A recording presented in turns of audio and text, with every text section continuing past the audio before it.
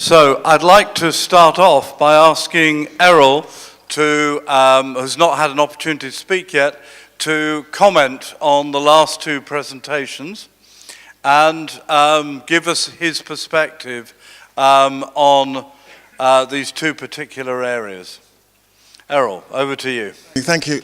Just saying that I was about to say I work for Culture And, which is an independent arts charity based in London, and our mission is to diversify the arts and heritage sectors through interventions in the workforce, which is developing the workforce, attracting new talent, but also expanding audiences by devising programs that actually relate to what people want to see or experience at museums. So the two presentations touch on different aspects actually of our concerns actually. I guess the initial thing in terms of your presentation, Gerri, was the impact of a workforce on a curatorial program or on the content and how that influences audience engagement.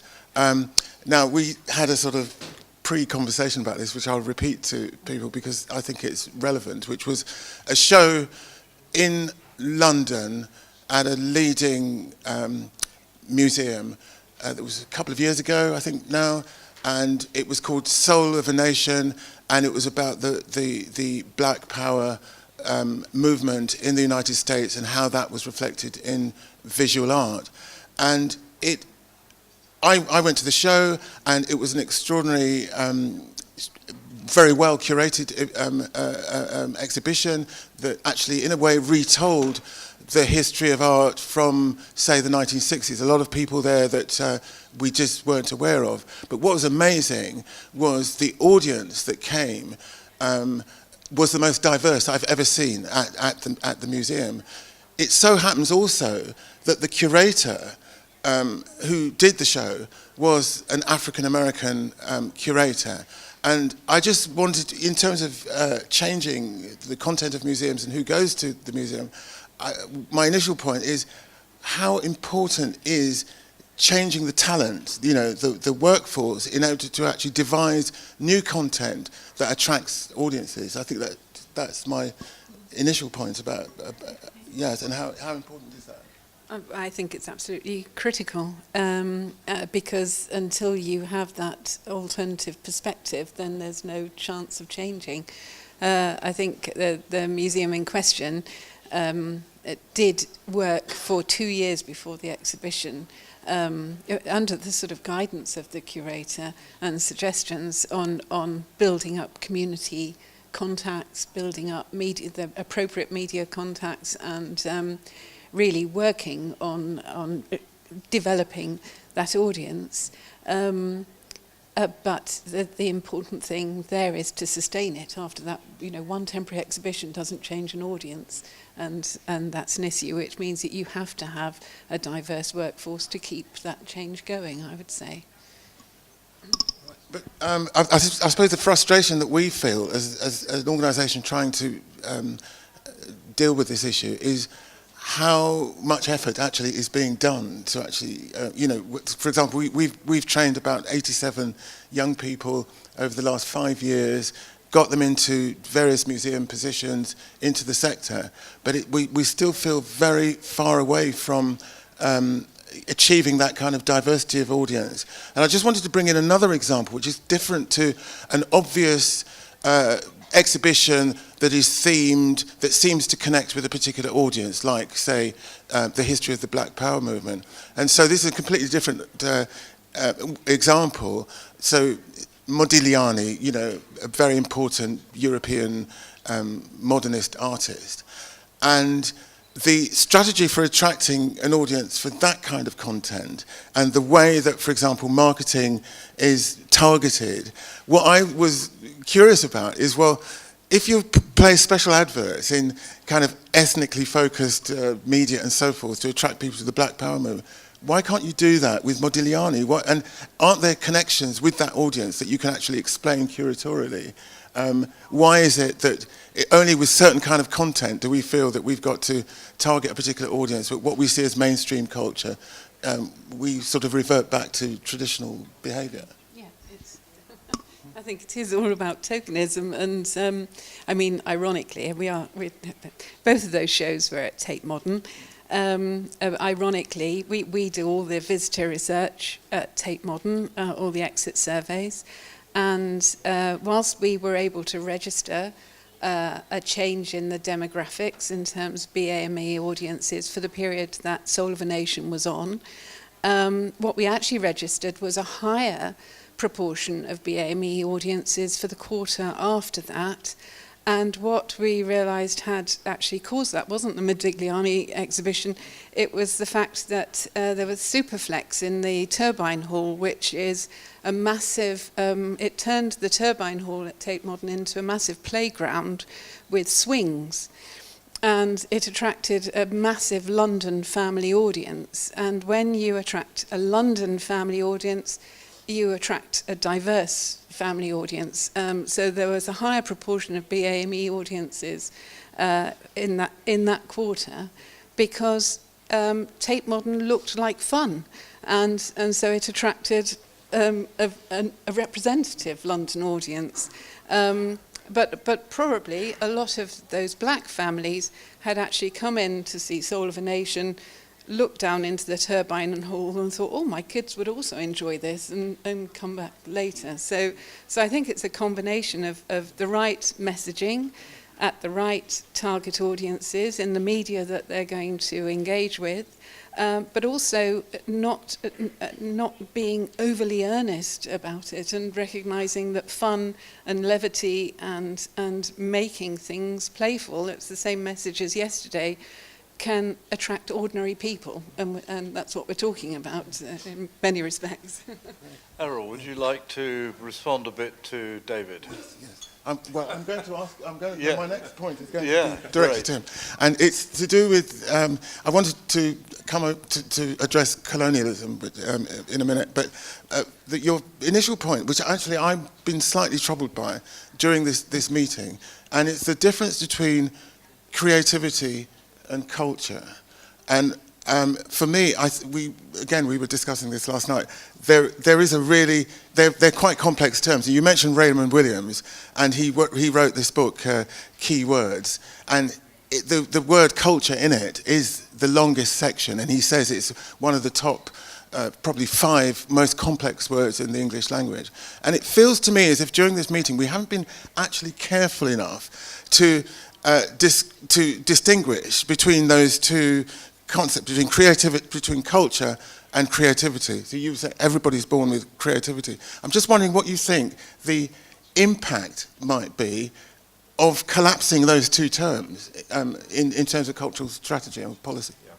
Well, of course, one of the things Raymond Williams said, and you saw it on the quote there, that it can be defined in different ways, this culture, and it can be the elite culture, and it can also be what we carry. I suppose that for me, creativity is a way of engaging with culture. Amin Malouf, in his book on identity, said that we're all born, we're beings made out of multicultural threads, and we inherit the vertical threads, if you like, from where we're born, our family, and so on. But actually our life experiences, the horizontal threads that we gradually build up over our lives. And the combination of those two things is our identity. So, we don't have a single cultural identity. We have all sorts of experienced and acquired cultural elements to it there. And I suppose for me, the creativity is innate, but the expression of it can be controlled, diverted, managed by the state and by the organizations of the state, the education system, museums. I really fear for the way museums deal with culture and deal with creativity and the interface between those two. Because so very, very often the message is that you, the person who is a citizen, is not actually a participating contributor and decider in the generation of the shared culture. And I feel that we in Wales have been focusing very, very much on those issues of cultural preservation. The reason the language has even now survived, about a quarter to a third of the population can still speak Welsh to some degree, is because it was an active part of descent. It was a way of, although the huge proximity to England, it's only less than 200 miles to London from Cardiff, that nevertheless, Wales is the Celtic country which has best preserved its language. And that is an active action of descent. But we've been so preoccupied with our dominant neighbour that we haven't looked at other areas of cultural entitlement until very recently. And we'll probably go on to talk about that. Okay. Thanks. So on to colonialism now. And again, the work that we do at Culture Hand is very much trying to deal with this in various ways. So we have issues with the museums. We had this term in the programme, old culture, and I was thinking old Europe, or the culture of old Europe, and how the very idea of museums, the big, heroic museum, fantastic collections, how in a way they are the very institutionalization of colonialism. I'll just mention one issue, for example, the provenance of objects, the contested provenance of objects, and that many of the museums that are created in the colonial age have this issue. I wanted to ask you, David, about the limit of the object, if you like, and intangible heritage, and whether or not, in order to deal with colonial experience, and in order for the audience actually to feel engaged with the museum as a kind of critique or as a reflection of experience, how intangible heritage can tell a story beyond the object. Is there something about traditional colonial museum that is absolutely enthralled with objects over experience? And yeah, I completely agree. And a lot of culture is carried orally and survives orally when it has little trace in other ways. Ben Ockrey did an absolutely fantastic television programme about 20 years ago looking at the bronzes from Benin in the British Museum collections, and talked about the way in which a society, if it's separated from its collections, its objects, is separated from what he called the repository of its dreams. So he was saying there that there is significance to those artifacts being taken out of their cultural context and the people who had created them being deprived of them as a resource in the future. But having said that, as you're indicating, I think, the material collections is only one part of culture. And I do think museums are obsessed with objects. We see them as an end in themselves, rather than a resource which can be used for a much deeper and stronger cultural purpose. And we can talk about what those cultural purposes might be, particularly in a multi-ethnic, multicultural society, very diverse society like the United Kingdom. National Museum Wales, we have the largest oral archives for Wales, recording a whole range of different aspects of life, really, which at one point we employed 12 people in the museum just doing oral history recordings across Wales. So it's, I mean, for many dialects and stories and songs that have now disappeared out of daily life, we still have them. And in fact, to some degree, communities now go back to us and find the recordings from their own village or area in order to discover their grandparents' voices and also to discover some of the cultural manifestations that the language carried. So I actually wanted to give an example, actually, that maybe you could both respond to, because it relates to developing a new audience. It also relates to intangible heritage, and it involves a certain amount of risk. And it's another area of diversity, if you like, not about culture, ethnic identity, but sexuality. And it's a really traditional heritage organisation that I think has been very, very bold, actually, in changing what it does to attract a new audience and to address intangible heritage. And it's the National Trust. And I had a stereotype of the National Trust before I became aware of this particular strand of work, which was that it was it very much reflected a traditional view of Britain, a quite uncritical celebration of heritage through architecture and landscape, and it has a traditional white middle-class audience, you know, that goes around looking at these things. And suddenly, I just think it was 2 years ago, they decided to celebrate the 50th anniversary of the decriminalisation of homosexuality by recreating a club in Covent Garden which had disappeared. And for one evening, this very near to where the original club existed, you could go, and they had cocktails and recreated the interiors from a photograph. And then the National Archives reproduced the police records that they had that showed how the men who attended this club were put under surveillance and arrested and so forth. Now, there were no objects as such, actually. And a lot of people who turned up for this thing probably would not have gone either to the National Archives to see this thing or to, you know, like a country house. It was in the middle of London, so it wasn't at one of their properties. The interesting thing about it is that it offended a core part of the National Trust audience, and there was a huge thing in the newspapers about that. So I'm just wondering, in terms of trying to tackle a new audience, should museums be taking more risk? This is my point with that. And in terms of this example of intangible heritage, shouldn't we just be trying to be more bold about how we tackle this thing about audience?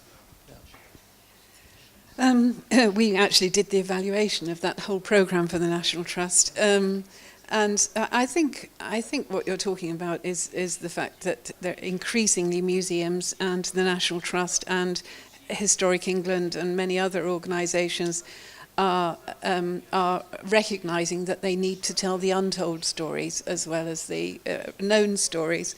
And they are facing up to the fact that they are having to take the risks and risk alienating what might be seen as the core audience, but the audience is dynamic, the audience is changing, and for all the people who may be offended, there are many, many more who actually welcome the telling of these untold stories, because so many stories for so long have been about white wealthy males in the main, and diversity is an expectation now, I think. So I think it's just the way things are going. Yeah, and I mean, good on the National Trust. Let's take an historical perspective.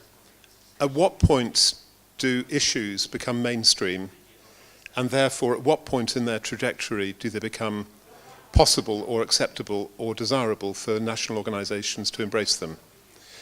The really brave organisations are the ones that address those issues before they become mainstream, that are actually part of the change, not part of the benefits. Okay, I'd just like to finish off by asking each of the panellists what one thing, certainly within museum culture, do we need to change now for that future ahead of the curve development? David, could I actually start with you? You need a whole conference for this, honestly. And actually, seriously, I think we do need a whole conference for this, with more room for dissent. Poverty and inequality. In Britain, there are protected characteristics of things that public bodies have to try to address. There are things which are not protected or have to address. Poverty and inequality, you don't actually formally, legally have to address at all. I could say so much more about that, but I won't. I think I'm going to go for the workforce, the talent, actually, because I think I've seen what that does. If we can change, because I mean, talking about colonialism, I think that there's some senses in which the museum workforce replicates the colonial hierarchies. And if you can change who's actually working there as curators, as managers, I think it's going to be fantastic. And I might add, members of the board. Yes. Yeah.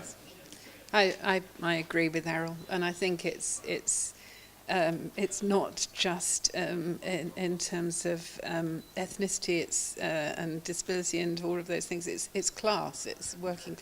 More people from lower social class backgrounds should be populating museums, I think.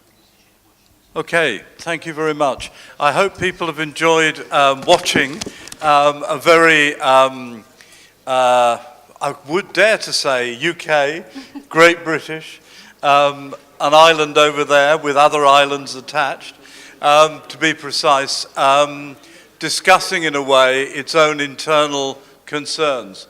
And I hope some of those resonate with people in the audience here. And in a way, if we have any strength at all, it's our happiness to, on one level, discuss that. And as David says, it needs a whole conference in itself just on the museum areas. So thank you very much for listening and participating in that.